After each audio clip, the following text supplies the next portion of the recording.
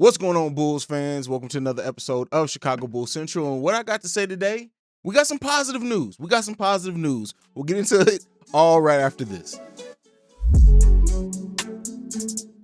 All right. So first off, we have a couple of things to get into today.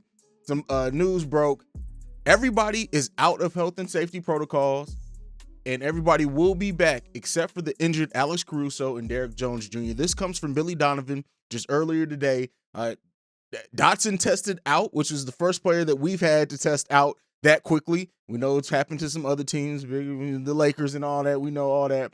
But so the fact that the team even yesterday moved from having a shoot around to doing a full practice, everybody's back in practice today. This is positive news, especially heading into the game Sunday. The Bulls have a couple of days where they can get some practice in. Well, Christmas Eve and Christmas, I don't know if they'll be practicing then, but we'll have everyone all back except Derrick Jones Jr. and Alex Caruso on the next game. That is very, very positive news. That means Io is going to be back, who will need with Caruso being out, and the Bulls can head into next week's games, which we've already talked about. They have 5 games next week. They can head into that week with their full complement of players that are healthy. Everyone's out of health and safety. Hopefully that continues to be the case.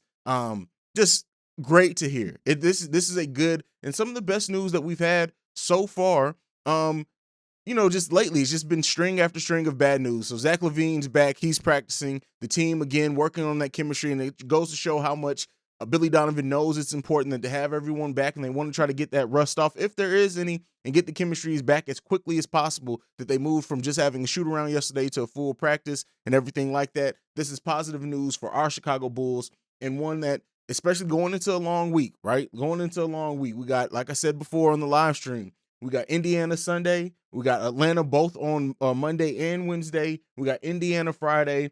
And we got Washington on Saturday. That is a jam-packed week of games. And you know, over the course, and it may be good that they have that many games back-to-back. We'll see if any more get canceled. But that really allows them to get these games out, get back in rhythm if anything is. Don't be surprised if they drop a game or two in this stretch. But with that being said, it's just really good to have it. And Alex Caruso may be back before the end of this week. They said 7 to 10 days. We'll see if when we have him back. If he does come closer to that, positive news there. We'll see what's going on with Derrick Jones Jr. Again, hamstring. Like with Caruso being out a week, I expect it to just one day Derrick Jones Jr. is probable, and we'll have him back in the game. Full roster back. Really could not be more excited for that. Let me know, how quick do you think it's going to take these Bulls to get back in rhythm? If you even think it's going to take any time. We did see them play 2 games. They looked pretty good in both those games. Not perfect, right? But no team is. But they played pretty well in those games. So that's really it. I wanted to give that update. I wanted to talk about those things. We know we got a difficult week coming up. I actually want to go into the mailbag now. And we had 2 voicemails from Shay. One, it's been so long that I think we've kind of already addressed it in other videos. So Shay, I apologize that it took me a while, but I'm going to go ahead and play this one voicemail from Shay. Hey, so what's up, man? I know it's me again. But I was thinking, how about, look, we're not going to be able to keep Alfonso McKinney because once everybody gets back, and I know we can't really trade Kobe White, even if if he keeps playing this consistently good, we can't trade him. But I was thinking we still need that big man, even if we were able to keep Alfonso McKinney and waive Matt Thomas, we would still need a big man. So, what would be your suggestions to fix this big man problem? Because you don't want to lose Alfonso McKinney if he keeps playing this well, and you don't want to trade Kobe White if he keeps playing this well. So, what do you do? Do you give up on a young 22-year-old Troy Brown Jr. to go out and get that big man? Or to get that power forward? Or what do you do? Or do you just keep it the way it is? Tell me your thoughts. Peace. All right. So Shay's question there is an interesting one, right? But it's one that I would say, as of right now, yes, Alfonso McKinney has looked good. But, even if they do keep him and then move on for Matt Thomas or somebody like that, all right, that really doesn't eliminate anything. The Bulls big man search, I think, is really going to come down to the buyout market, and we'll see what they do there. They also have that trade exception. They don't have to use that trade exception, though, until free agency next year. So they can really keep that up all the way through the draft and to the beginning of free agency next year. So we'll see what happens with that trade exception. But overall, the question that you presented there, do we give up on the 22-year-old Troy Brown Jr.? And while Troy Brown Jr. has put together some stretches and looked good, for the large part, there's not been anything with Troy Brown Jr.'s game that I would say can't be replaced by players we already have on the roster. You got to think, the way that I think about it is this. Troy Brown Jr., even in the limited minutes he has, right? Would you rather him or would you rather Javonte Green get those minutes once the Bulls get a competent four? Because that's the way that I see it going. Javonte's minutes are going to be Javonte's minutes. Now, he may not get moved out of the starting lineup, and in some ways, Javonte Green becomes even more of a versatile piece coming off the bench. Because you got to look, he can play the 2, the 3. Now he showed that he can play the 4. So because of that, if the Bulls do get that mystical power forward that we expect them to get at some point in the season, if we have to give up anyone, I would say Troy Brown Jr. be the piece of that. Whether it's the Bulls just outright cutting him because he's an expiring contract anyway, trading him for whatever pick they can get from him if they can get anything, or maybe a team that does see some promise in him sends us a player back with a little bit less salary and we can cut it that way. Whatever happens, I don't think there's anything that Troy Brown Jr. has shown this team, even at only being 20 years old, that me personally, that I would say he absolutely has to stay here. And to be fair with that, even saying that about Alfonzo McKinney as well, Alfonzo McKinney gave us some great minutes, especially in the last game. Now, we haven't seen enough to see how much that impact would be sustained over a long period of time. We may just not have much time to see it before we have to make that decision with him being on his second 10-day contract. But with all that being said, I mean, even if it's give up both of them, if it's cut Matt Thomas, trade away Troy Brown, and we can't re-sign McKinney, I don't think if the Bulls get the 4 that they need, like I said, everything else that those players give us, and I think it becomes easier for other players to give us as well. You gotta look, if Derrick Jones Jr. is no longer playing out of position at the 4 and he can play more of a backup 3 row, hell, even some 2, whatever else, still play some 4 minutes, but whatever, but there's a more competent 4, and then that 4 can also play some 5 out there with him. That is worth the price of admission right there. You got to look at it. And I know I do it sometimes too. Let me put myself here. I do it sometimes too. It's easy to keep saying, let's add. But when you really think about the playoffs and the minute shrinking down, and this is just me. Let me know what you guys think. And this is something to go into. Let's say the Bulls get this 4, whoever it is, whatever, they get the 4. So we know the starting 5 is going to get their minutes. This mystical 4 is going to get their minutes. I say mystical just as not, mystical playing the 4 in the NBA though, the rapper Mystical. And nonetheless, this mystery power forward, who really gets minutes off the bench? I think Derrick Jones Jr. showed he deserves to get his minutes off the bench. We know Alex Caruso is going to get his minutes off the bench as well. Javonte Green is going to get his minutes too, right? So that right there.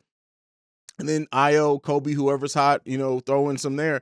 Really, playoff rosters do keep their lineups down to about 9. So I think really when you look at it, if the Bulls do add this 4 that we all know that we need, the thing is, in my mind, whatever 4 we get is also going to play some backup center as well. But Tony Bradley probably get a few minutes there, here and there, but maybe we'll see what happens in the playoffs. At the end of the day, I think for the most part, this Bulls team has, and then that's not even to count Patrick Williams. If Patrick Williams comes back and by the playoffs, how many minutes he's given. So with that being said, I get that this idea of who we're going to keep and keep McKinney and all this stuff at the end of the bench.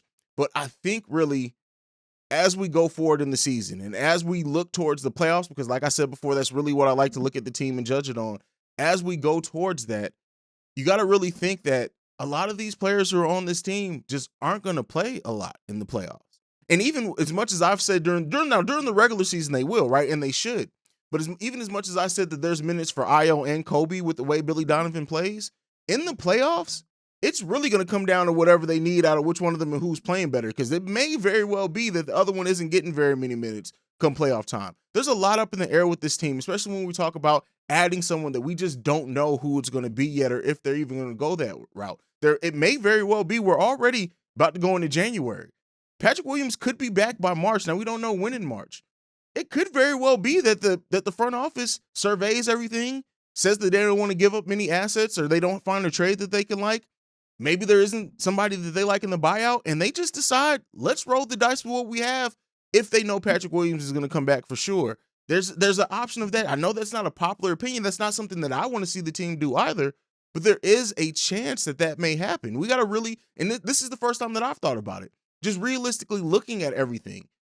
There's a lot of different things that are up in there. At the end of the day, it's hard for me to say what we can do in the future until the moves are done. And I think that's ultimately where I sit at right now. Is taking a look at what this team does whenever they do make a move, whenever they bring somebody else in, whenever we can stay healthy and get an evaluation of everyone at full strength and everything else and Vooch looking good. Until all those things are done, to say that who we should keep or shouldn't keep, at the end of the day, it's really about bringing in what we need. Now, again, this front office is not trading Patrick Williams. That's why I harp on so much on that. They're not trading Patrick Williams. I don't think the Bulls should trade Kobe, right? That's been my thing. I don't think the Bulls should trade Kobe, but I absolutely can see a world in which they do as well. So with that being said, it's almost everyone, right, except some players are probably are tradable on this team, and that's fine. But at the end of the day, like a lot of teams don't make, a lot of the teams that have high views or whatever or ceilings, they don't really make a lot of trades in the middle of the season too. So we'll really see what happens, right? There's a lot of different routes the Bulls can go, and because of that, it's really hard to say who we should and shouldn't keep. The Matt Thomas versus Alfonso McKinney conversation, at this point, I really don't care, because when everybody's healthy, neither one of them are probably getting a lot of minutes. But I would be lying if I didn't say that the way Alfonso McKinney has been looking, that some consideration shouldn't be given to that. So we'll all see. Troy Brown Jr., really, he worked himself out of the lineup. He only got back into the lineup because of injuries, and then he looked pretty solid in some games. So it really just depends on what this team looks. At the end of the day, in AK we trust, if we say that, if this is something that we keep saying, that we love our front office and what they can do and what they bring to the table, we have to trust the decisions that they make. And that's ultimately what I do. Until they make something that's just a complete idiotic decision, I'm going to trust whatever decision they make. But let me know what you guys think down below. What do you think about this Bulls roster and how it would shape up? Like I said, with whatever four that we end up getting, did I give you any more food for thought, just kind of talking through my thoughts here? Because I didn't really, you really just saw me work through my own thoughts. But that's it for this episode. Make sure you're following us on any social media platform at Bulls Central Pod. You can send us any feedback, questions, comments, concerns, bullscentralpod@gmail.com. You can also leave us a voicemail or a text like Shay did at 773-270-2799. Like I like to end every episode on, go Bulls. I love you guys. Peace. This has been a presentation of the Break Media.